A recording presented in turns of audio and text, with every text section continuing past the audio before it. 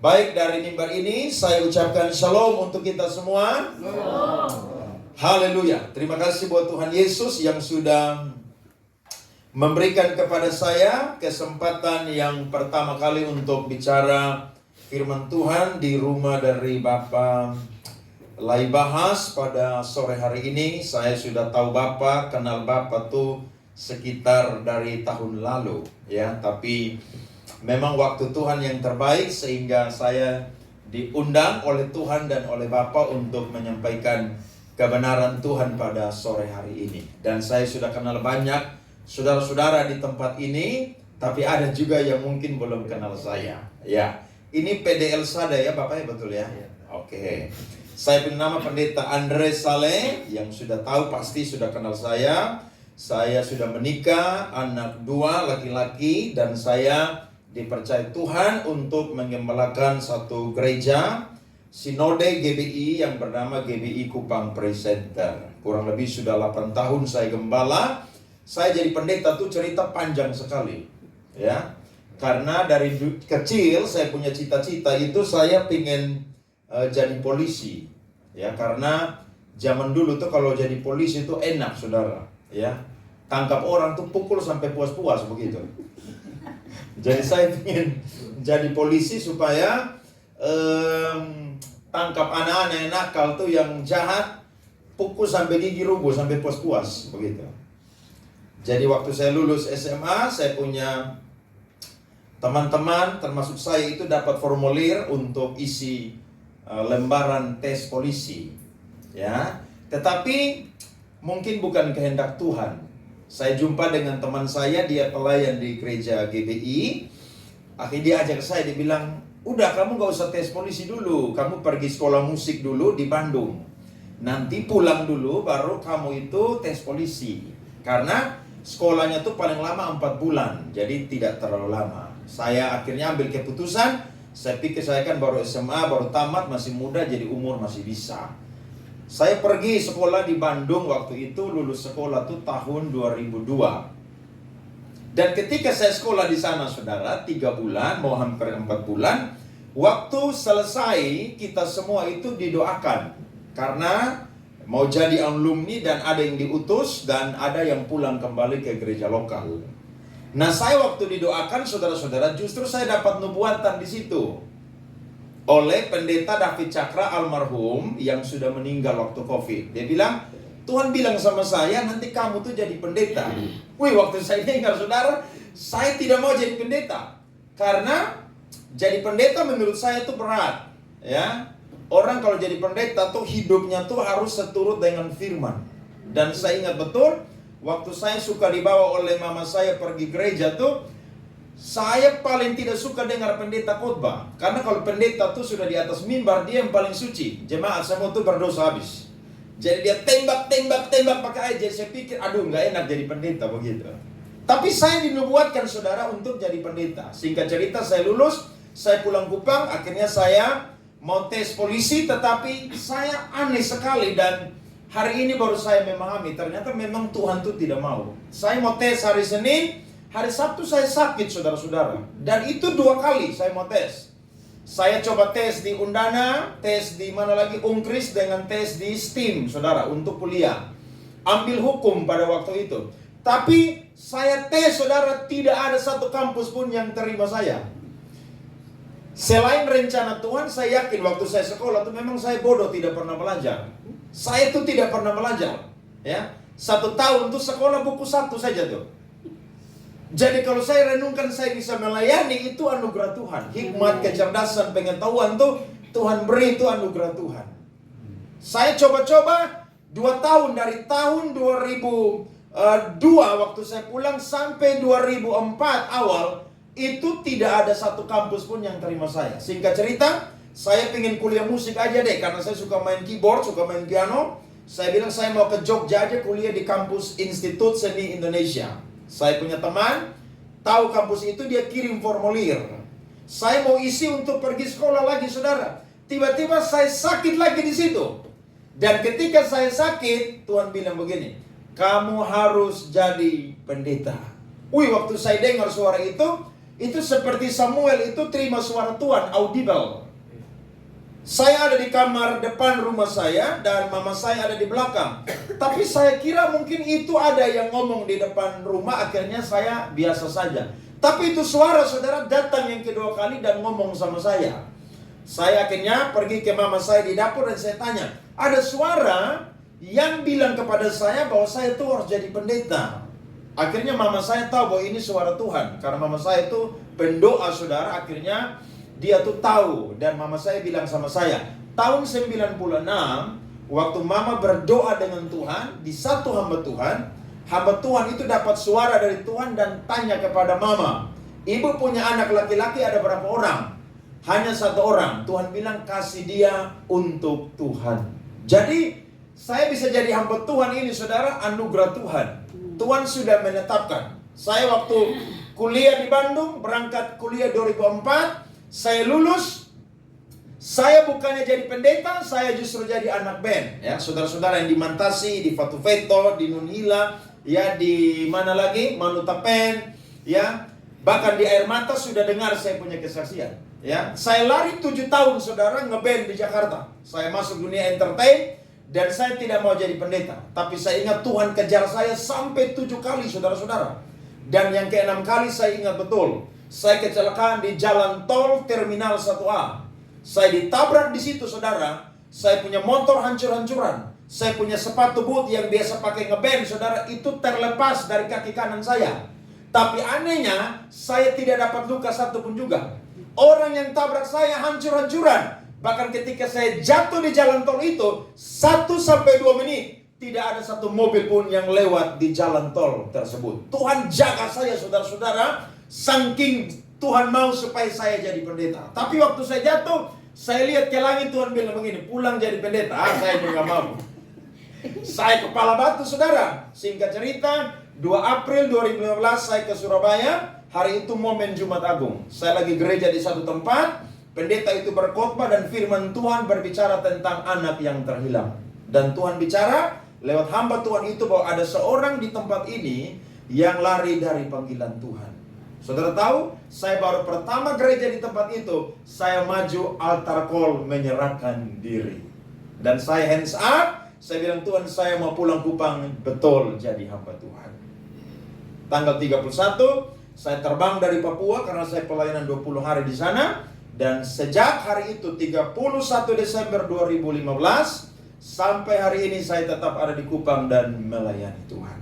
Teman-teman di Jakarta bilang, mari kembali di sini enak segala macam. Saya bilang, panggilan saya adalah jadi hamba Tuhan. Saya sudah bersumpah di hadapan Tuhan, sampai mati saya akan tetap jadi hamba Tuhan. Ya, saya senang sekali ketemu dengan saudara-saudara, dengan Bapak di tempat ini juga. Kalau saya lewat dari Fontaine, kalau saya haus, saya lapar, saya mungkin bisa mampir di sini untuk makan dan minum di Bapak Laibas tempat ini. Amin ya Bapak ya? Amin. Puji Tuhan. Baik, mari kita buka Alkitab kita. Saya akan bicara firman Tuhan dari Injil Lukas, Injil Matius. Injil Matius pasal 7 ayat 24 sampai ayatnya yang ke-27. Saya akan bicara tentang judul menjadi pendengar dan pelaku firman. Matius 7 ayat 24 sampai ayat 27. Kita akan baca firman Tuhan ini bergantian. Saya ayat 24, saudara 25, dan sama-sama kita nanti akan baca di ayatnya yang ke-27. Saya tunggu kita semua dapat. Kita akan baca bersalut-salutan. 1, 2, 3. Saya mulai. 2 macam dasar. Setiap orang yang mendengar perkataanku ini dan melakukannya, ia sama dengan orang yang bijaksana yang mendirikan rumahnya di atas batu. Ayat 25 saudara. Kemudian turunlah hujan dan datanglah banjir. Lalu angin melanda rumah itu, tetapi rumah itu tidak runtuh, sebab didirikan di atas batu. Tetapi setiap orang yang mendengar perkataanku ini dan tidak melakukannya, ia sama dengan orang yang bodoh yang mendirikan rumahnya di atas pasir. Sama-sama. Kemudian turunlah hujan dan datanglah banjir. Lalu angin melanda rumah itu, sehingga rubuhlah rumah itu, dan hebatlah kerusakannya. Bisa beri tepuk tangan untuk firman Tuhan ini. Amin, amin, saudara-saudara. Tuhan Yesus pada waktu dia tampil melayani, maka dia memilih murid-muridnya bersama dengan dia. Dan ketika pengajarannya itu semakin memberkati banyak orang, ada begitu banyak orang pun juga yang rindu untuk mendengarkan pengajaran dari Tuhan Yesus. Sehingga dia cari satu tempat namanya bukit.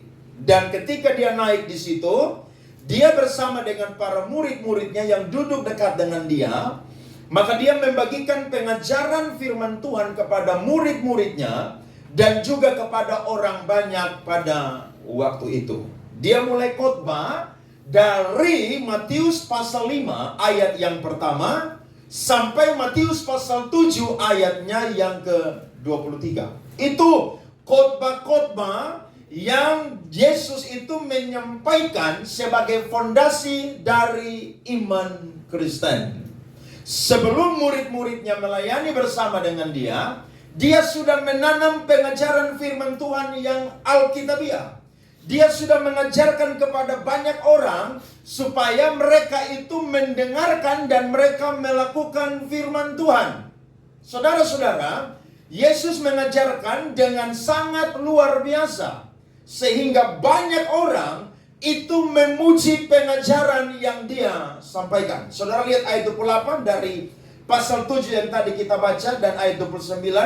Dan setelah Yesus mengakhiri perkataan ini, takjublah orang banyak itu mendengar pengajarannya. Sebab ia mengajar mereka sebagai orang yang berkuasa. Tidak seperti siapa?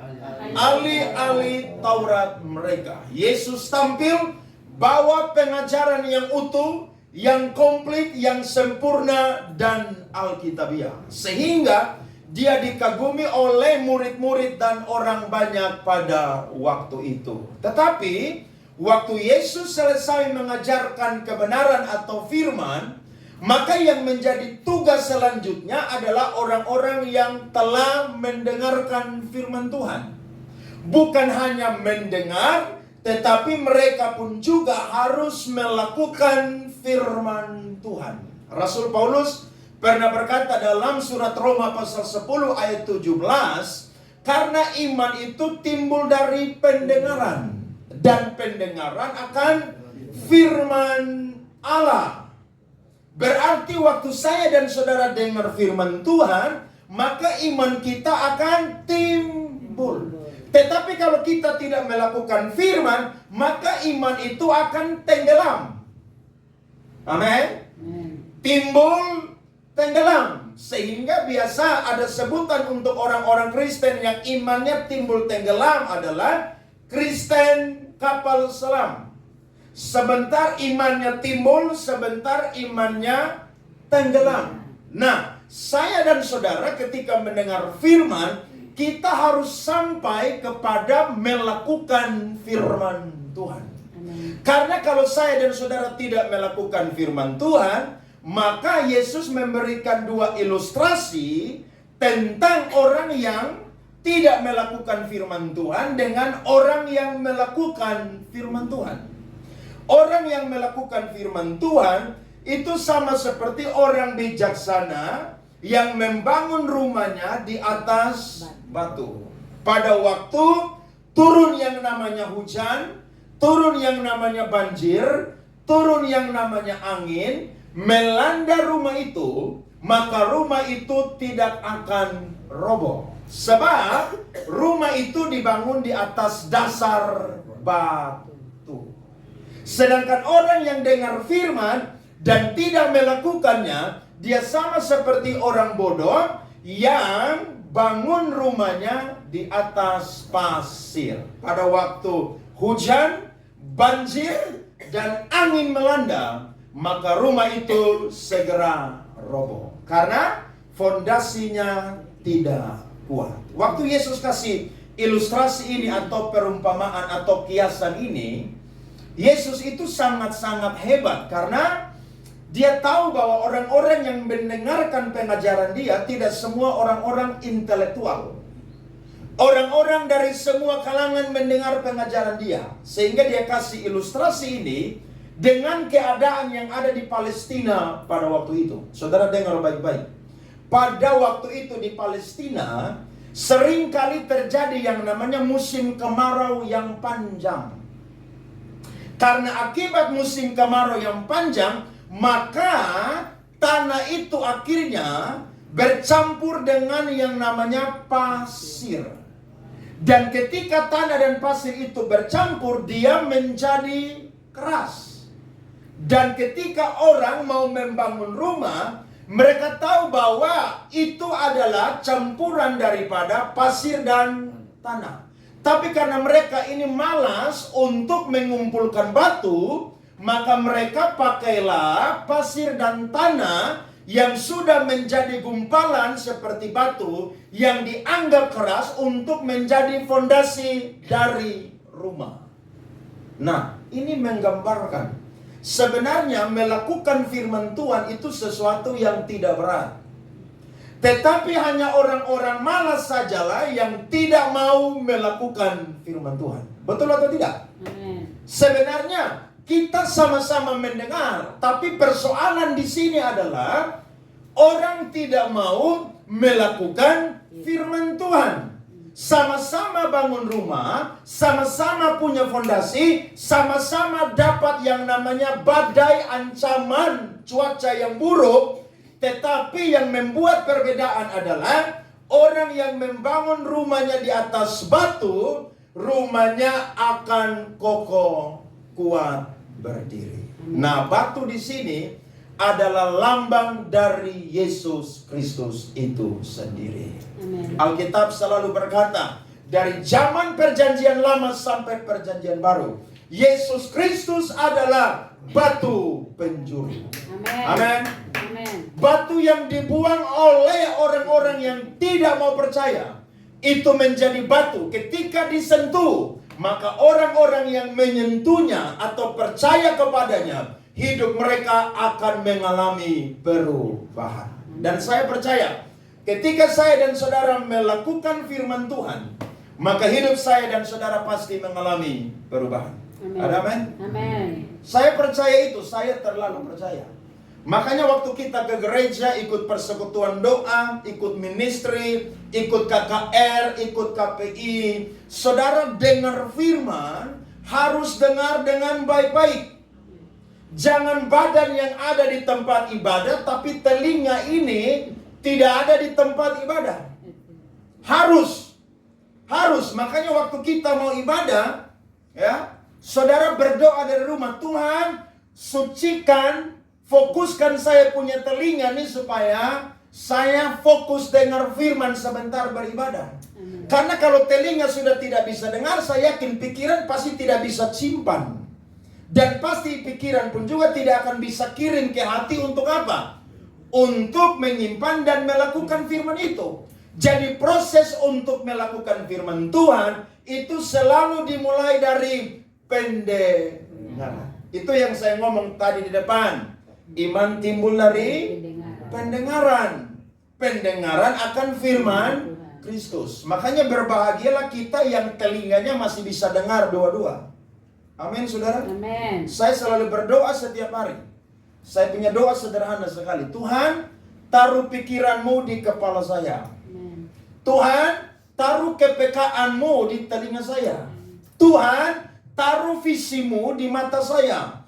Tuhan, taruh firmanmu di bibir mulut lidah saya.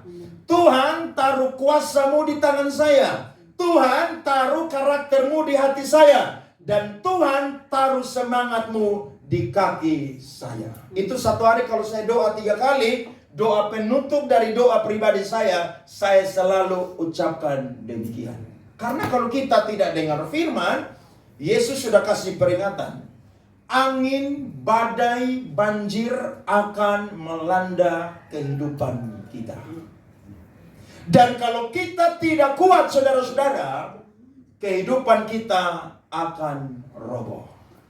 Bahkan bukan cuma roboh saja, saudara, hancur-hancuran. Jadi, mari sore hari ini saudara sudah dengar firman. Sebagai pengantar saya buka di depan. Ini menjadi semangat bagi saya dan saudara untuk dengar firman, mau melakukannya. Jangan kita bilang, firman Tuhan luar biasa sekali, tapi untuk teman yang ada di kiri dan kanan saya. Loh, firman Tuhan datang untuk kita semua. Karena firman itu, saudara, seperti pedang roh.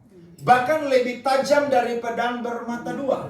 Dia sanggup, saudara, untuk mengeluarkan, menunjukkan, memisahkan mana kebenaran dan bukan kebenaran. Makanya waktu kita dengar firman yang keras, itu firman seakan-akan saudara mencabik-cabik, memotong kedagingan kita. Akhirnya ada orang yang tidak tahan. Aduh, saya tidak mau ke gereja. Saya tidak mau ikut persekutuan doa di situ. Karena pendeta yang khotbah di situ keras-keras semua. Loh, kamu minum minuman keras tidak tersinggung. Masa dengar khotbah yang keras tersinggung bagaimana? Saudara, ini akhir zaman. Dan Yesus ngomong ini bukan cuma perjalanan murid-murid saja. Tapi buat saya dan saudara hidup menuju akhir zaman, tantangan kita di depan ini akan semakin berat. Kalau saya dan saudara hanya dengar dan tidak melakukan firman, maka hidup saya dan saudara seperti rumah yang dibangun di atas pasir, yang ketika angin, badai, dan banjir datang, langsung mudah dirobohkan. Nah, saya akan bagi berkat saudara-saudara, bagaimana perbedaan antara orang yang melakukan firman dengan orang yang tidak melakukan firman. Yang pertama adalah orang yang melakukan firman, imannya itu akan teguh berdiri. Sedangkan orang yang tidak melakukan firman, imannya akan gugur. Saudara perhatikan Matius 5 ayat 10 sampai 12. Di situ firman Tuhan berkata kepada kita, berbahagialah orang yang dianiaya oleh sebab kebenaran, karena merekalah yang empunya kerajaan sorga. Berbahagialah kamu jika karena aku kamu dicela dan dianiaya. Sudah 2 kali diulang. Dan kepadamu difitnahkan segala yang jahat. Ayat 12. Bersukacitalah dan bergembiralah karena upahmu besar di sorga. Sebab demikian juga telah dianiaya nabi-nabi yang sebelum kamu. Kata dianiaya diulang sebanyak 3 kali. Nah, orang yang melakukan firman, ketika dia dapat tantangan, ketika dia dapat badai, ketika dia dapat persoalan, ketika itu menguji imannya, maka imannya tidak akan gugur. Karena jadi orang Kristen itu tidak enak. Betul, saudara? Sama bilang jadi orang Kristen itu enak. Jadi orang Kristen, saudara akan difitnah. Sok suci lo. Padahal berdosa juga kayak kita. Mau naik ke surga hidup-hidup lo. Iya kan? Tidur di gereja aja lo. Tidur di rumah persekutuan doa aja lo. Kenapa? Karena kita aktif beribadah. Orang lihat kita aneh, kita lihat mereka aneh. Tidak heran Mazmur bilang apa? Orang fasik tidak akan tahan dalam perkumpulan orang benar. Makanya kalau saudara duduk dengan orang yang sekedar Kristen, saudara tidak akan nyambung. Tidak akan nyambung. Saudara ngomong firman, mereka bilang, aduh udah stop, udah gak usah ngomong di sini. Mereka ngomong sesuatu yang jelek, yang dosa, yang tidak memberkati, saudara tidak tahan. Kita ini ibarat gandum dan mereka itu adalah lalang. Kita ini ibarat yang namanya gandum dan mereka itu jerami, saudara-saudara. Kita tidak akan pernah bisa menyatu dengan orang-orang yang tidak melakukan firman. Karena orang yang melakukan firman, waktu menghadapi aniaya, waktu menghadapi fitnah, waktu menghadapi tantangan, imannya tidak akan gugur. Amen. Itu yang membedakan. Siapa bilang menuju akhir zaman ini tantangan tambah ringan, saudara. Tantangan akan tambah berat.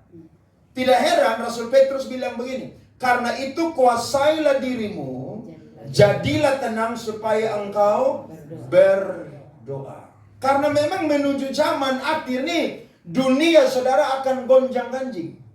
Saudara mau tinggal di mana? Yang bilang tempat paling enak, tidak ada lagi tempat yang paling enak di muka bumi ini.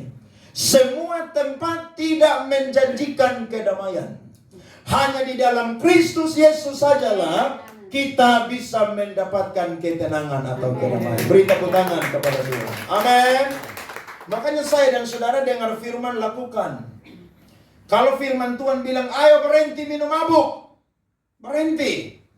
Memang kadang-kadang kalau kita khotbah keras, ada yang tersinggung. Tapi kalau lu tersinggung artinya roh itu sedang bekerja. Artinya lu masih sadar, lu masih hidup. Hanya orang mati saja yang lu pukul dia sadar di situ. Lu cubit dia, lu kasih daging sei bakar juga dia tidak akan sadar.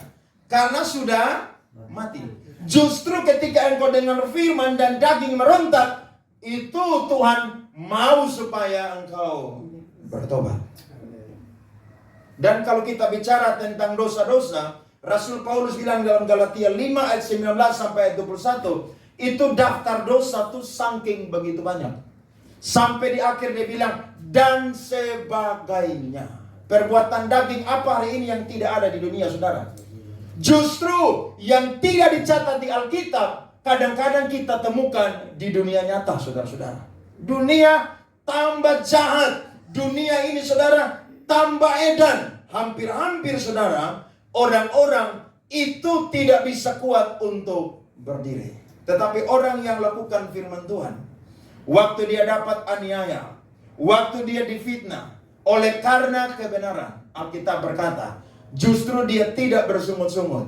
Yang ada adalah dia bersuka cita. Amen. Dia berbahagia. Karena kata bahagia di situ pakai kata Yunani makarios. Artinya kebahagiaan yang datang dari Tuhan yang ada di dalam hati orang percaya.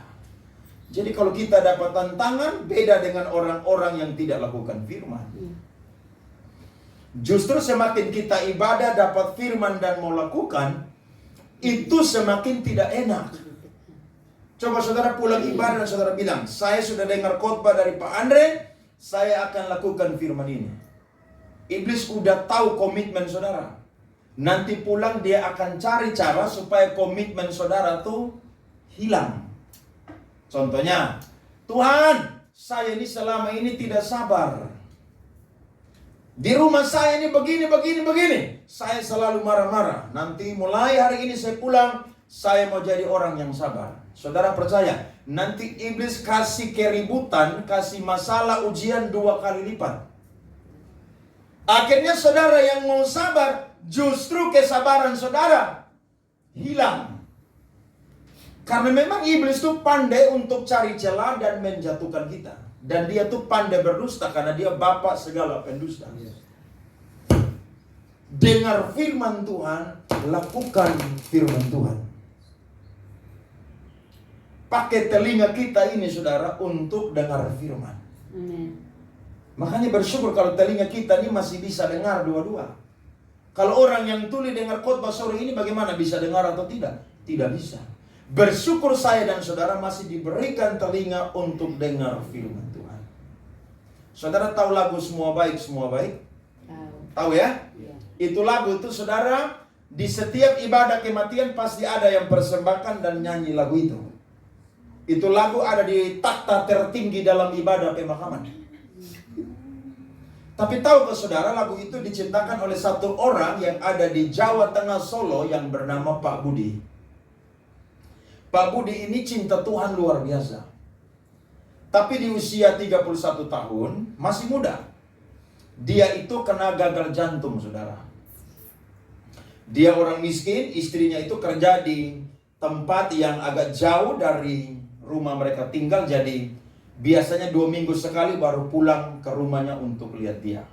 Dia diurus oleh papa dan mamanya. Dia mengalami penderitaan, mau berobat tapi uang tidak ada. Tapi karena dasarnya dia cinta Tuhan, suka lakukan firman, setiap orang yang jenguk dia dari gereja datang, mereka bilang, aduh kasihan ya Budi. Tapi dia bilang begini, Mengucap syukurlah dalam segala. Saudara sakit, menderita, tidak ada uang, tidak bisa berobat, ya, menuju kematian masih bisa bilang mengucap syukur. Kita baru didiagnosa dokter sedikit aja, woi itu kita kadang-kadang suka langkabut. Panggil pendeta, hamba Tuhan, tim doa datang, doa tidak sembuh, udah cari dukun aja cepat biar sembuh sudah. Tapi tahukah saudara, kurang lebih beberapa tahun dia sakit tidak bisa berobat, hanya terbaring di rumah dia. Tapi dalam keadaan itu saudara, dia tulis lagu Semua Baik, Semua Baik. Singkat cerita dia mati saudara. Orang semua sedih, kenapa? Karena sejak masa kecil dia selalu ada di gereja. Dia cinta Tuhan dengan luar biasa. Waktu dia dikuburkan saudara, banyak orang gereja datang menangisi dia. Karena dia jadi teladan yang luar biasa. Satu kali penyanyi rohani Frankie Sombing bikin album. Dan ketika Frankie Sombing bikin album saudara, sudah 9 lagu, masih kurang 1 lagu. Akhirnya dia kasih tahu kepada pemain keyboard dia, kamu ada lagu enggak? Maka teman atau pemain keyboard dia ini berteman dengan Pak Budi Terapul. Dia langsung diingatkan bahwa teman dia yang bernama Budi pernah cipta lagu yang judulnya Semua Baik. Dia langsung terbang ke Solo, tanya istrinya, dan lagu ciptaannya saudara masih ada di agenda buku atau kertas dia. Langsung saudara pulang dan rekaman lagu tersebut. Dan tahukah saudara, itu lagu viral sampai hari ini. Orangnya sudah mati, tapi imannya hidup sampai hari ini. Amin saudara. Nah, orang lakukan firman itu begitu saudara. Satu saat saya dan saudara akan mati, tapi saya dan saudara punya iman tidak mati. Orang akan menyaksikan dia orang yang cinta Tuhan dengan luar biasa.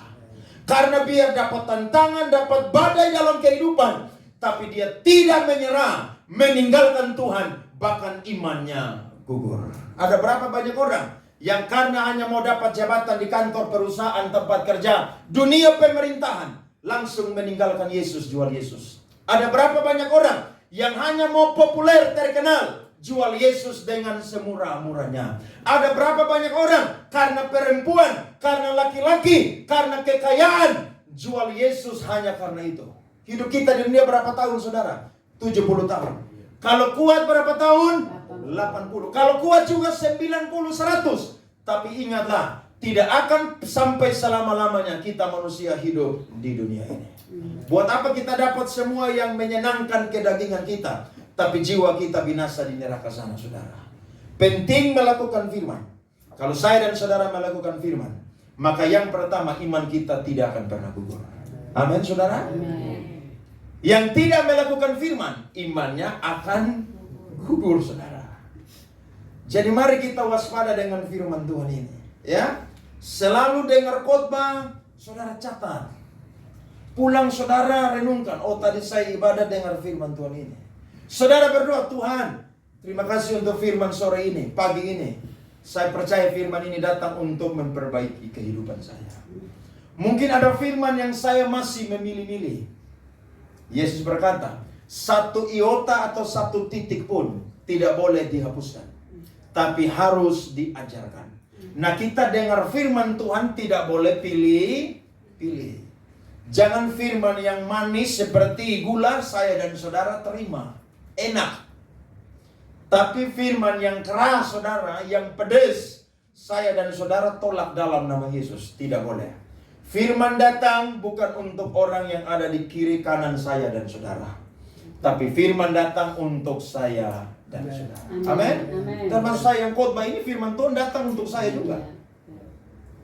Bukan karena saya yang khotbah itu saya yang paling suci, tidak saudara. Sekaliber seorang hamba Tuhan, dia masih punya kelemahan dan kekurangan. Firman Tuhan datang untuk mendengar dan juga memperbaiki. Berbahagialah saya dan saudara yang masih punya kesempatan dengar firman sore hari ini. Ada amin? Amin. Kita mau lakukan firman supaya iman kita tidak akan gugur. Yang kedua saya catat perbedaannya. Orang yang melakukan firman Tuhan dan tidak adalah hidupnya akan sama seperti Kristus. Dan kalau dia tidak melakukan firman, hidupnya akan sama seperti dunia. Saudara lihat, Yesus bilang di Matius pasalnya yang kelima, itu ayat 13 saudara-saudara, dengan ayatnya yang ke-14. Kamu adalah garam dunia. Jika garam itu menjadi tawar, dengan apakah ia diasinkan? Tidak ada lagi gunanya selain dibuang dan diinjak orang. Ayat 14. Kamu adalah terang dunia. Kota yang terletak di atas gunung tidak mungkin apa saudara? Tersembunyi. Nah, orang yang melakukan firman, saya yakin hidupnya akan semakin serupa dengan Yesus. Amen. Sempurna belum, karena waktu Yesus datang baru kita disempurnakan. Iya. Tapi waktu kita lakukan firman, kita menuju kesempurnaan. Amen. Karena kita ini murid. Guru kita adalah siapa? Yesus Kristus. Murid pasti akan mendengar apa yang disampaikan oleh sang guru.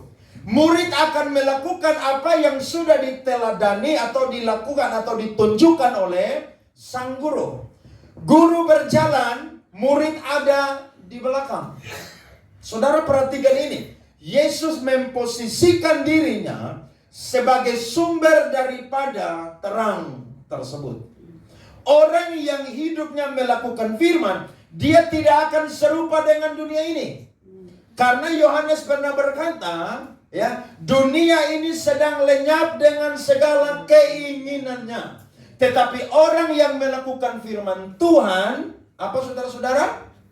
Hidupnya itu akan kekal selama-lamanya. Bahkan dia tidak akan sama seperti orang-orang dunia. Orang yang melakukan firman, dia akan bertahan saudara-saudara di tengah dunia ini. Nah, kita ini harus melakukan firman. Karena ketika kita jadi murid Tuhan, kita ini adalah garam dan terang dunia. Yesus ini hebat sekali. Karena kasih ilustrasi yang sederhana. Garam itu benda yang paling murah. Tapi itu benda atau barang ini saudara, dia punya dampaknya luar biasa. Saudara dan saya mau makan seenak apapun, taruh bumbu apapun, tapi kalau tidak ada garam, tidak enak. Betul kan? Saudara mau pakai bumbu canggih model apapun, kalau tidak ada garam, tidak enak. Tapi tidak ada bumbu yang canggih, tapi hanya garam, pasti apa? Enak loh. Tapi kalau garam itu sudah tawar, dengan apakah dia diasinkan? Berarti saya dan saudara harus lakukan firman. Amin. Amin. Kalau kita tidak lakukan firman, orang bilang ibadah percuma aja. Wih, hati-hati loh. Orang bilang gereja percuma aja. Pelayanan percuma aja. Kenapa? Di gereja haleluya, sampai rumah halelupa. Iya kan? Di gereja, di persekutuan doa, gemetar-gemetar menyembah Tuhan. Tapi waktu sampai di rumah, semua orang pun juga gemetar karena kelakuan saya dan saudara. Harus berubah. Amin, saudara. Amin. Karena ketika kita lakukan firman, kita akan serupa dengan Yesus. Yesus menderita, kita menderita. Yesus dihina, kita pun juga dihina. Yesus dibenci, kita pun juga dibenci. Tetapi semua itu mendatangkan kebaikan bagi kerohanian saya dan saudara. Karena memang kita di dunia ini adalah menumpang. Petrus bilang kan kita numpang di ini dunia. Rumah kita sesungguhnya di langit dan bumi yang baru. Surga yang nanti turun, saudara. Jadi jangan cinta ini dunia, ada amin? Amin. Jangan cinta. Biar orang mau bilang kita ini kurang bergaul lah, tidak gaul lah. Gak apa-apa, gak apa-apa. Lo kita gaul sama Yesus tuh lebih keren. Amin. Sebab dia sumber kehidupan. Gaul sama lu, nanti senang aja baru lu ada, susah lu gak akan ada. Kalau gaul sama Yesus, senang dia ada, susah juga. Amin, saudara. Harus begitu.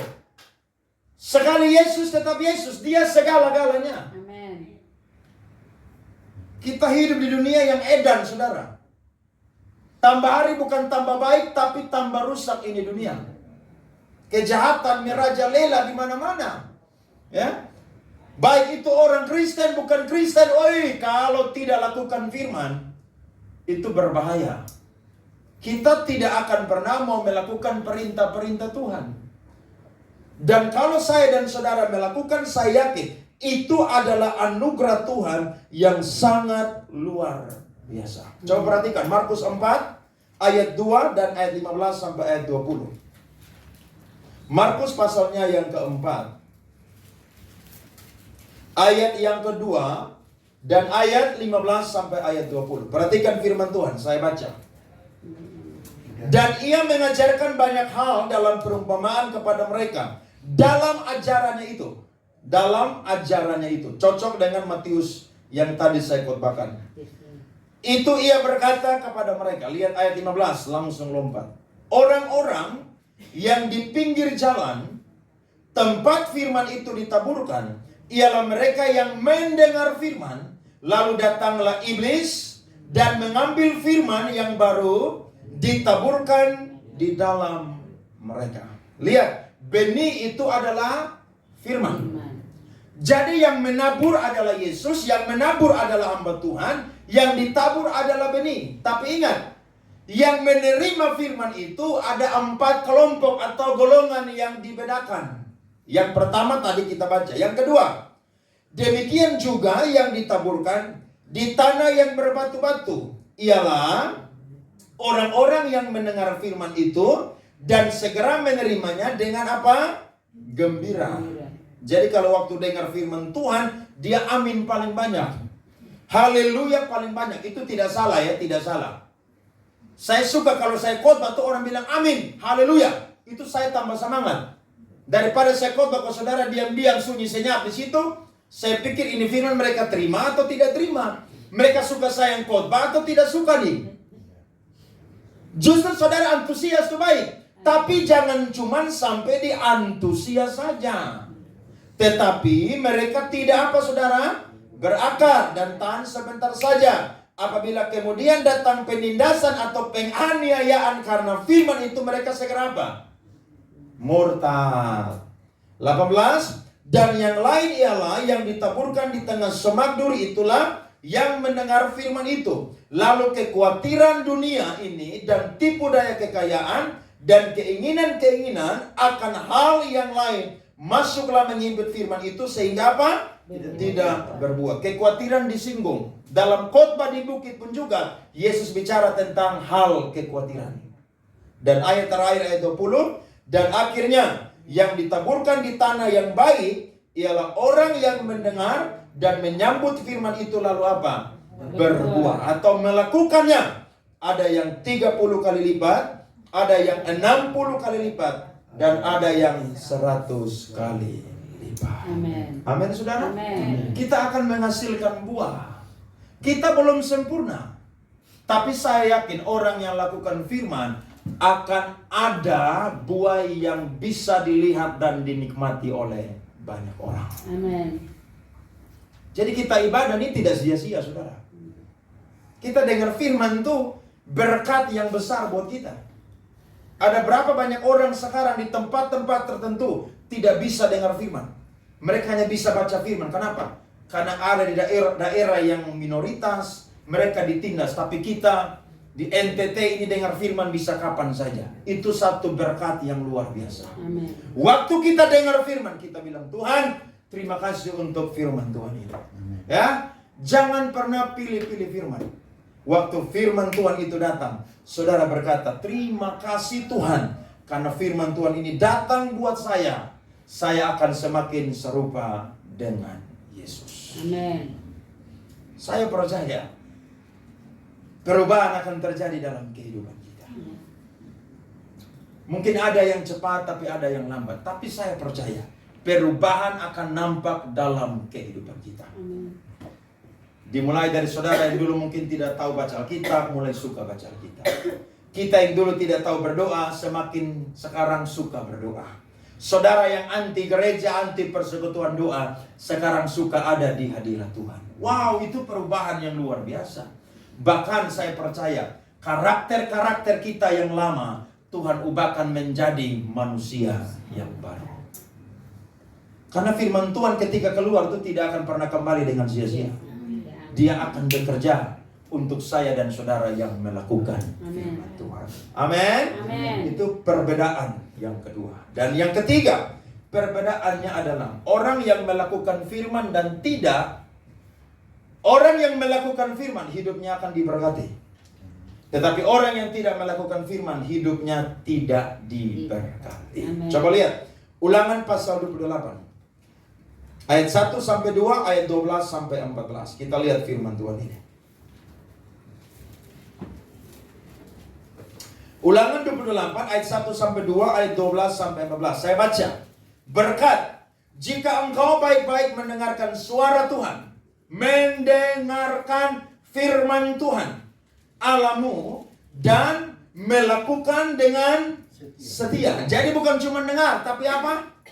Lakukan dengan setia, terus menerus segala perintahnya yang kusampaikan kepadamu pada hari ini.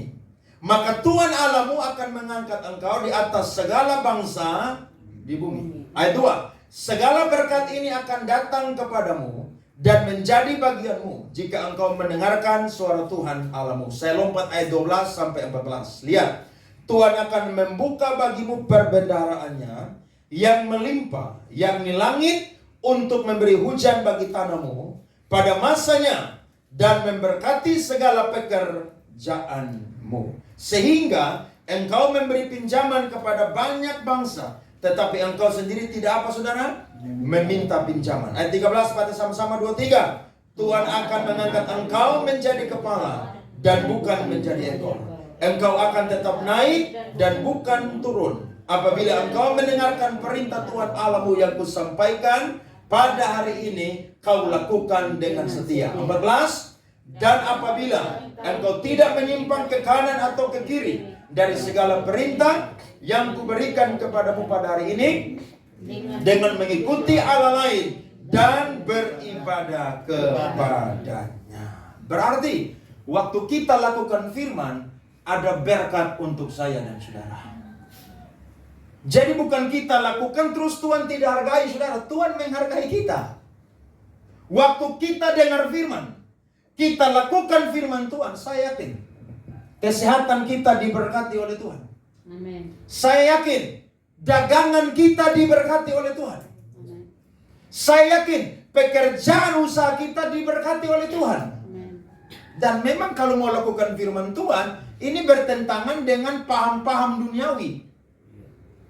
Saudara contohnya berdagang. Saudara baca firman, Tuhan benci neraca yang serong. Betul kan? Atau Tuhan tidak suka batu timbangan yang serong. Berarti kalau saudara dagang, saudara harus ukur sesuatu yang pas. Iya kan? Saudara yang berdagang kan? Jangan saudara tipu itu dacing atau timbangan.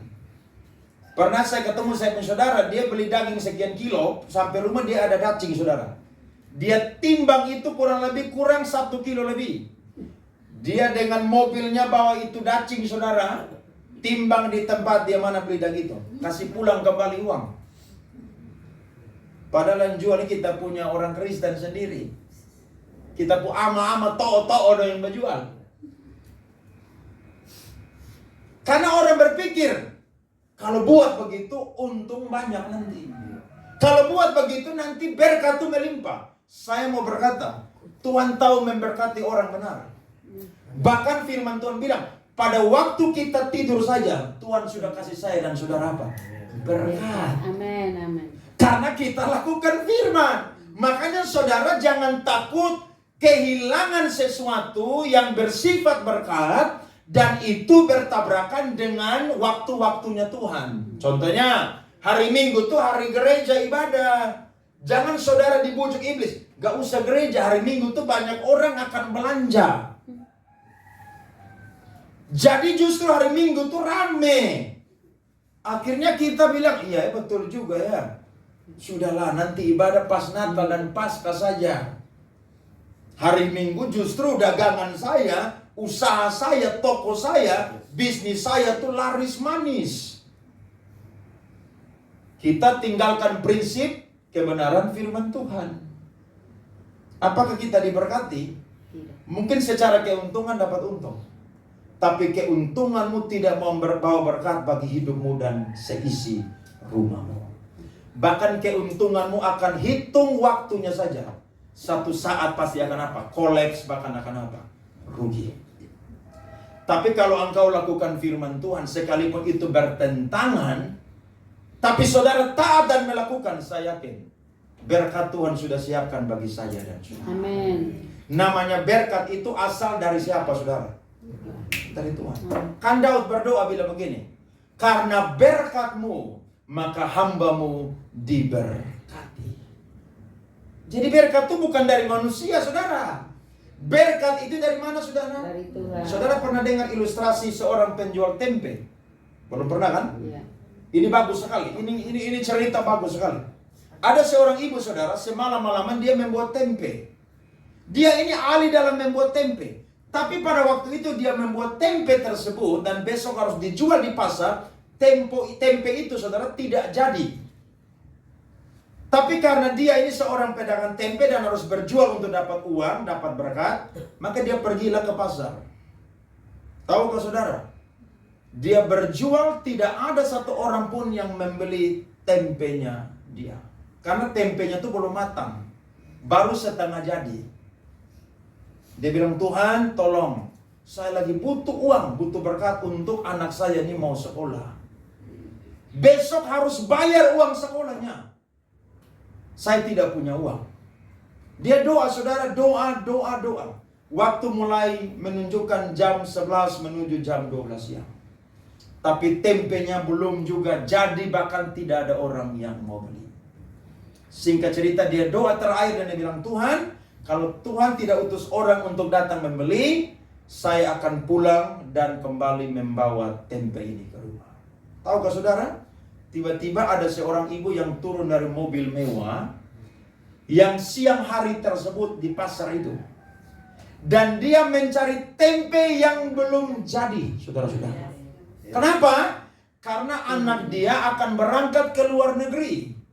Dan dia harus cari tempe yang setengah jadi, supaya waktu anaknya tiba di luar negeri, maka tempe itu sudah jadi. Tahukah saudara? Ibu itu yang membeli tempenya. Bahkan ketika dibeli, saudara, diborong semua, bahkan uang lebih itu tidak diminta kembalian. Saudara lihat, Tuhan tuh tahu memberkati saya dan saudara. Amen. Makanya jangan khawatir, amin. Amen. Kalau khawatir, Tuhan, saya butuh ini, Tuhan, tolong dong, please, kasih berkat. Daud bilang, dahulu aku muda, sekarang tua. Tidak pernah aku lihat anak cucu orang benar minta-minta. Amin, saudara, beri tepuk tangan. Saya yakin Tuhan tahu memberkati orang benar. Selama saudara dengar firman dan lakukan, kebajikan dan kemurahan belaka senantiasa akan mengikuti saya dan saudara seumur hidup kita. Amin, saudara. Tuhan berkati kita semua dengan firman Tuhan sore ini. Amin. Amin.